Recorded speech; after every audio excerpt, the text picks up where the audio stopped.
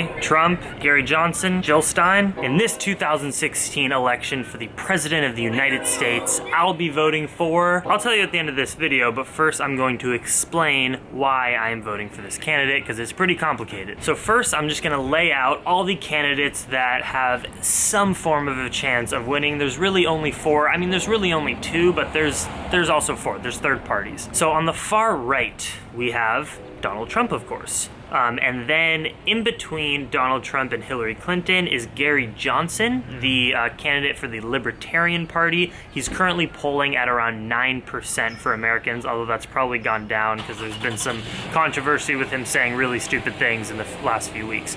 And then you have Hillary Clinton, and then you have like what Bernie Sanders was standing for, even though he's not a candidate anymore. And then you have Jill Stein, the Green Party candidate. So I'll be talking about all those people. If you're a longtime viewer of my channel, you know a few months ago I was a big Bernie supporter before he endorsed Hillary Clinton when he was running against Hillary for the Democratic nominee. I was a huge Bernie supporter because I'm a progressive, I am liberal, and I believe in his policies, from, you know, getting out of these ridiculous wars, taxing the corporate rich companies higher, getting money out of politics, free college tuition for Americans, all these progressive liberal ideas I'm fully in line with. But unfortunately, Bernie did not win. Why didn't he win? Maybe you could say because the American people elected Hillary Clinton, or the Democratic American people wanted Hillary Clinton, but you could also say due to the revelations that we found that it was completely rigged. Debbie Wasserman Schultz, the chair of the Democratic Party, it was shown through emails that were leaked, and she resigned,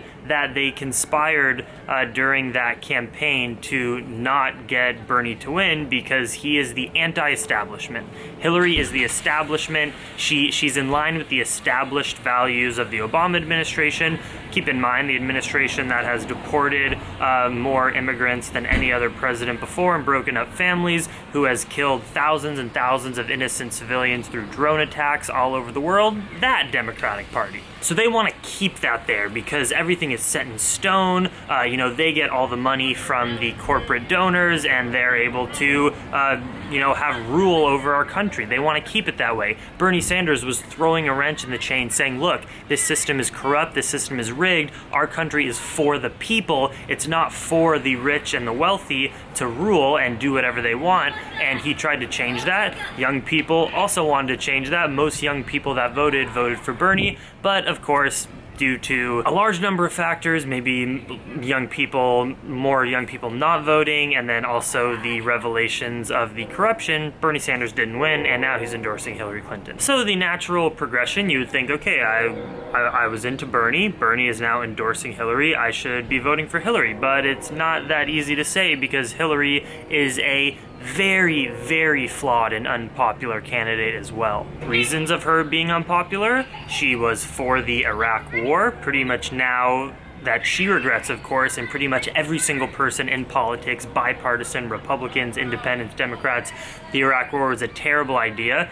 She was the Secretary of Defense throughout the Obama administration that was responsible for the drone attacks that killed thousands of innocent civilians. She also called African American youth super predators back in the day. She was for the TPP, Trans-Pacific Partnership, which is a trade deal that's going to take lots of jobs in manufacturing out of America, but it also reduces environmental regulations, all these terrible things that now she claims she's against, but people in politics are pretty much sure that if she's president, she'll pass. She is known for getting paid $250,000 to make 1-hour speeches to the biggest banks in America, like Goldman Sachs, which are essentially responsible for the financial crash in 2008. Sounds extremely corrupt. And the email thing, not even the biggest deal, but she had a private email server, which is illegal, and she was talking about classified things in that email server, which could get hacked. It now has been hacked. We have a lot of those emails, and they reveal that she was talking about things that were making the American people unsafe on a private server, not a government server. So what is good about Hillary Clinton? Gosh, it's kind of hard. No, there are some things that are good about Hillary Clinton. She is for, you know, health care for more people, making it more of a government service rather than just private healthcare. She's always been pro-family, pro-women. That's awesome. And come on, she'll be the first female president of the United States. That is an epic achievement. Let's talk about Donald Trump now, then we'll go to third parties. Donald Trump, do I even need to discuss Donald Trump? Here, I'm gonna say this. This is a bold statement. Remember when Hillary Clinton called his supporters a basket of deplorables, something like that, and then everyone got so mad. You're talking about real American people who are just exercising their opinion and ability to vote. That's true. You can vote for anyone, and this video is not having me trying to tell you what to vote. The amazing thing about being American is you can make whatever choice you want and you can cast that vote in that ballot. I'm telling you what I believe. I believe that whether you are a Republican, whether you are a Democrat, third party, whatever, if you support and vote for Donald Trump after all of the revelations that have happened in regards to him being extremely not only misogynistic to women, but committing sexual assault many times with tons of women now. Literally, it's almost like 10 women coming out in public saying, yeah, he sexual assaulted me at some point. And then from his, racism to immigrants, to Muslims, to Mexicans, all of the insane qualities of Donald Trump that he got to this level of power within the Republican Party. If you're gonna vote for Donald Trump, I think you are deplorable. So let's just stop talking about him. All right, third party candidates. In America, and I know not all of you are American, but in America, we really live in a two-party system. In most countries, or developed countries, rich, prosperous countries around the world, there's actually multiple different parties that have a fair chance. In the United States, we live in a completely corrupt system where you have to have a ton of money and donors in order to have any eligibility to be president, and it just so happens that the Democratic and Republican parties have just gained their power over the decades and decades that elections have been happening in our country, and we've only had a Democratic or Republican president, and for the foreseeable future, it's going to probably stay that way. To give you an example of the level of corruption, so we do have third parties. We have the Green Party and the Libertarian Party are kind of the biggest known parties. We even have something called the Humane Party. Anyone can create a party, but in regards to third party parties, it really is the Green Party and the Libertarian Party that have any form of legitimacy. There's actually someone named Clifton Roberts of the Humane Party who is a vegan candidate trying to his platform is based off of peace and also animal rights. Like, that's so awesome, but the polling and his recognition is just so low that it's not really worth it right now to mention. I am a huge fan of third-party candidates, and that is because it'll throw a wrench in this system of the two-party, completely corrupt, bribe-driven system that I'm really inclined to try to actually have a revolution in our country so that our representatives are for the people, not just because they're essentially royalty. So let's talk about Gary Johnson. He's the Libertarian candidate. Again, he's polling at around 9%. To sum up his Libertarian views, he's essentially socially liberal, so socially in terms of gender equality, LGBTQ issues. He is like a Democrat. He's pretty liberal. And then when it comes to financial issues, he leans on the Republican side, conservative side. So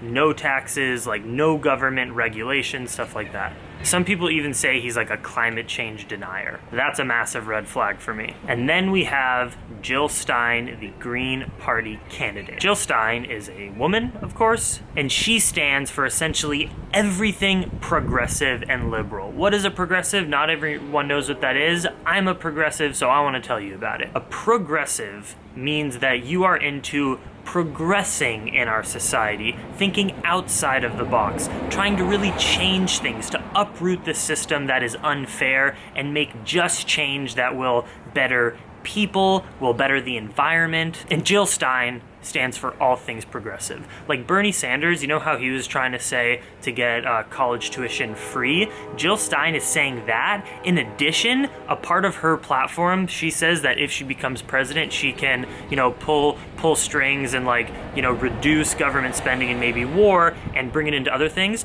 She claims that if she was elected, will not only make public education free for college students, she will take out all student loan debt of Americans that currently have debt, just wipe it clean, make those debts go away. And she wants to do that because she said, why would we as a country want to have these, young students who are supposed to like build our GDP and our economic base over the next few decades? Why would we want to just stack the deck, stack them a terrible deck for the future so that they can never like build a business or do awesome stuff for our economy if they're so in debt?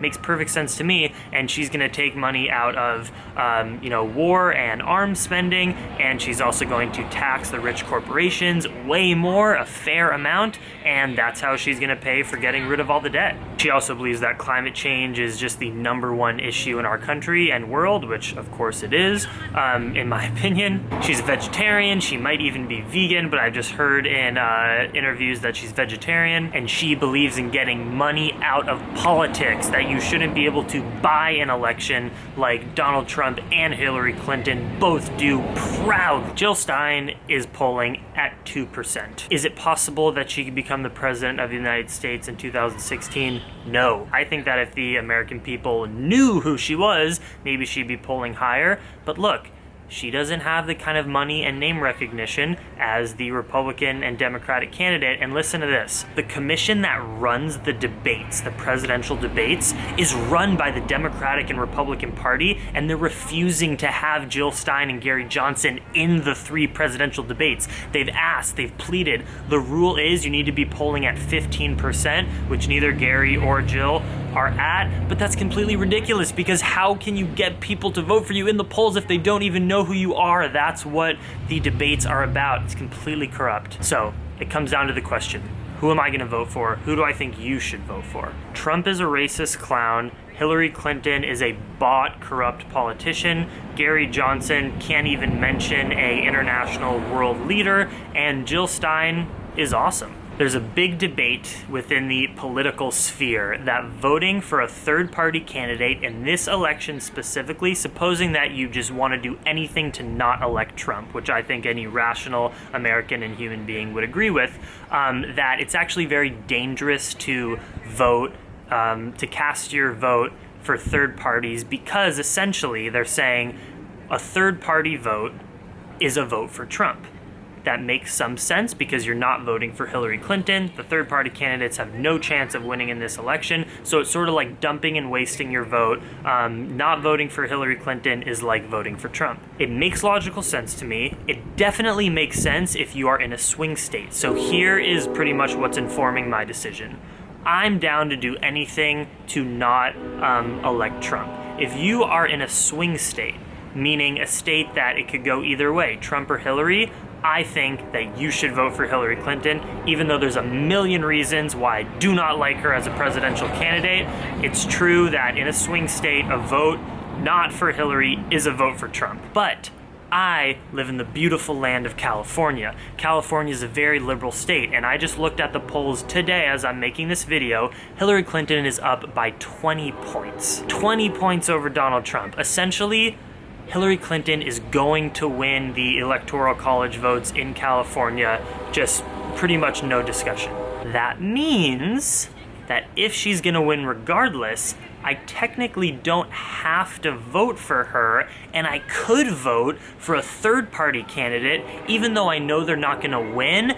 Dumping votes into their candidacy this year will help them to have more of a potential to win in a future year. They'll get more name recognition the higher their polling numbers go up. To me, this is a no-brainer. I'm going to be voting for Jill Stein. One, because I believe in everything she's for. That should be the most important thing. How sad is it that we live in such a disenfranchised country where, it's not just a no-brainer that you should vote for the person that you believe in. Like, I believe in everything that Jill Stein is for, but still I have to like play this strategy game, and you know, people will shame me for not voting for Hillary because she's the lesser of two evils. It's so sad. But because I live in California, because Hillary is going to win this state, I have chosen to vote for the person, the woman that I believe in, Jill Stein of the Green Party, and you know, help her in this election and hopefully help her in elections to come. You can do whatever you want, and that's the beautiful thing about America. I'm not shaming you. I guess I'm shaming you if you vote for Donald Trump, because I think voting for someone who commits sexual assault is disgusting, but you can do whatever you want. This video, the intention was just to inform you about some of the choices that you have to make in this election, and also what I'm gonna do and what I believe in. If you like this video, please give it a thumbs up. You can comment below. Let's have a political discussion, guys. I'd love it. Tell me who you're voting for, what you believe, thoughts, questions you have. It's a very confusing system. I spend a lot of time watching the Young Turks on YouTube. It's definitely the YouTube channel I watch more than anything, more than any vegan channel, The Young Turks. I'll have it in the description below. It's everything politics. It's real. It's not corporate media. They're extremely progressive, but they tell it as it is, and it's awesome. Please subscribe to my channel if you want more videos, and I think that's it. Go America. Go peaceful America. The America that the American people want. Much love. Dream Extreme.